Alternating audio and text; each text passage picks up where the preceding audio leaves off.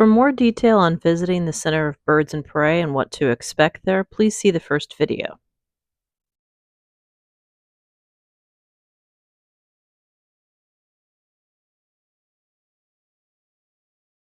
These are secrets of the program, right?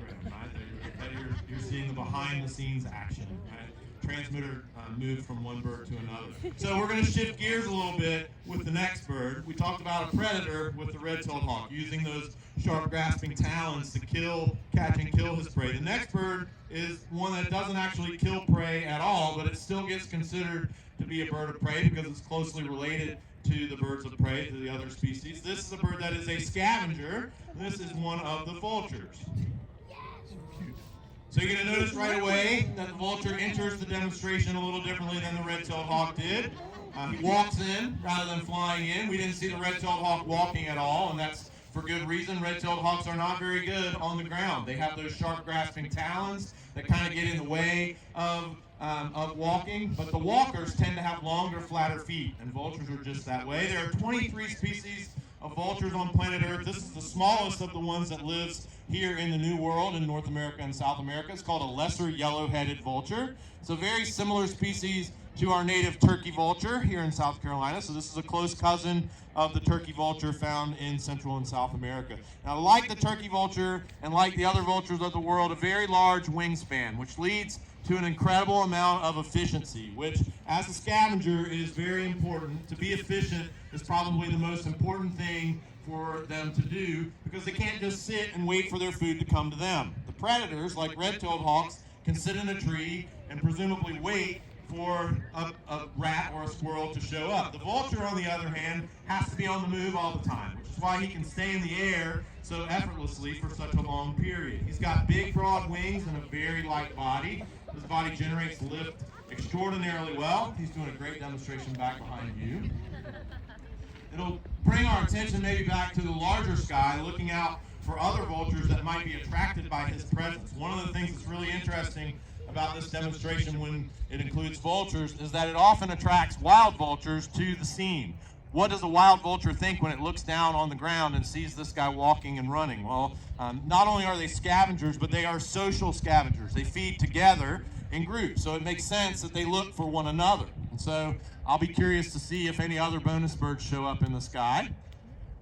Let's see, what else about vultures? How are they doing on planet Earth? If you had to say, based on what you know about planet Earth, I see you all pointing up there, but I don't see a bird. Your eyes are better than mine, which is it's just going to have to be okay. I'm going to have to accept it. I see you pointing. You don't have to keep pointing until it gets a little closer and we can identify what it is. We'll stick with vultures and we'll assume that maybe it's a wild vulture up there. How are vultures doing on planet Earth, based on what you know about planet Earth? Do you see a lot of vultures? I do. I see vultures all the time, and that might lead us to think that vultures are doing fine on planet Earth. But actually, more than half of all the vulture species on the planet are currently considered endangered or critically endangered species. Vultures are disappearing from planet Earth, and the consequences are not good. When we lose vultures, we end up with all kinds of problems, mostly related to other scavenging animals like dogs and rats that will fill in when the vultures disappear. So what we want to do is make sure that we protect our vultures. We can do that in a few ways. The first would be to appreciate them for what they do. How many of you love vultures? A lot of hands go up. How many of you can at least like vultures enough that you could think, well, they do a pretty good job for us and they're kind of cool and kind of efficient. I like them a little bit, and it's a starting point, right? So that's where we need to start. We need to rewind a little bit because people have a negative impression of vultures. They're by far the smartest birds that we work with here at the center. Highly intelligent, social, clean, critical in terms of their job, and not unique in the fact that they eat dead stuff. There are lots of animals that would gladly take the job of a vulture if the vulture happened to disappear. So we want to make sure we love them. The second thing we can do for vultures is to understand some of the problems that they face. Car collision is an obvious one. These birds feed by the highway. We can take a different approach to roadkill and maybe work to move that roadkill away from the highway so that the vultures can scavenge safely. We also know that vultures here in North America are suffering from another issue related to human activity, and that is lead toxicity. We see a lot of vultures in our avian medical clinic every year, and the vast majority of them are suffering from elevated levels of lead in their blood. Lead is a chemical that causes issues if you ingest it. Lead is something that we make a lot of things out of, including ammunition and fishing tackle, which is where we think the lead is coming from in our vultures. Unfortunately, the scavengers come behind and they eat the things that are left by hunters or fishermen in the field. We can avoid that issue simply by using non-toxic ammunition or non-toxic fish.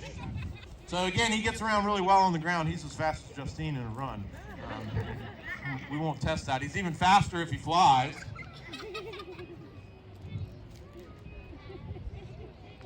And now the best part, back into the kennel. You can get the vulture a big round of applause. They're very lovable. They're the group that we should be paying the most attention to, and they're the group that we tend to see the most of. I haven't seen any today, but that must be simply because they're out there foraging on something else somewhere off in the distance. They're just not right here in front of us. So, let's see if we have any questions about vultures. Anybody have any questions over here in this section about vultures? Yes. Why yellow on the head? That's a great question. And some vultures have red on their head. The yellow indicates that it's an adult yellow-headed vulture. Why that particular color? Maybe it has something to do with the wavelengths of light that they see most effectively. But it indicates not only is that a yellow-headed vulture, but that's an adult. The juveniles have a gray head. Turkey vultures are the same way. The red head on a turkey vulture indicates that's an adult turkey vulture. Hopefully it's obvious why we need to know who the adults are, right? That's who we hang out with, that's who we mate with, that's who we compete with. And we need to know all of those things about other vultures. And if we're a young vulture, is it important for us to know who the adult vultures are? Absolutely, because they're the ones we want to follow tomorrow to help us find food. Because the adults, by definition, have already survived long enough to know how to find some food. They've lived through a year of their life. Yeah. How do we help keep them around? So if we hunt or fish, we use non-toxic ammunition.